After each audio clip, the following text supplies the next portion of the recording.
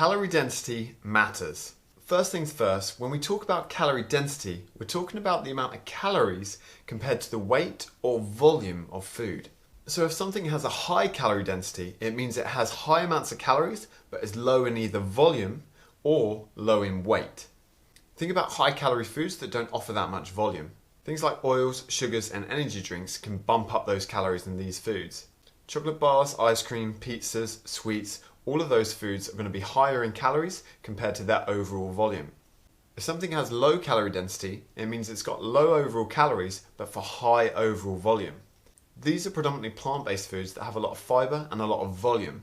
Think of cabbage, lettuce, spinach, kale, strawberries or blueberries. All these are very low in calories but high for the amount of volume. Carrots are another great one as they're low in overall calories but high in fibre and the overall volume that they occupy.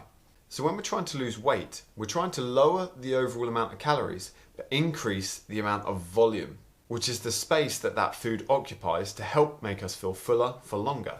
If you don't want to be hungry all the time, you've got to eat higher volume foods that are going to help you feel fuller for longer, as well as maintain adequate proteins. So that means that you're going to be eating more of some foods than others, and some of these foods aren't going to be as optimal for your goals. This is the same when it comes to gaining body fat. The reason why you might be gaining body fat or weight is because you're consuming too many of these higher density calorie foods.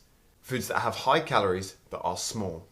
You can easily eat a bag of sweets that could contain 800 calories, but it would be really difficult to eat 800 calories of kale or spinach. Those foods occupy a lot more space and fibre than the sweets. So take a look at your diet and write down 3 foods that you think that you could swap out for lower overall calorie foods. What high density calorie foods are you consuming too much of, and what could you swap them with? It doesn't mean that you have to make drastic changes to your diet, but you could make swaps for your meals that are more in line to your goals. An easy one is adding more vegetables to meals and decreasing the amount of carbohydrate or meat substitutes that you have. For instance, my porridge every morning could be under 700 calories or above 1200 calories depending what I put into it, but the volume is about the same.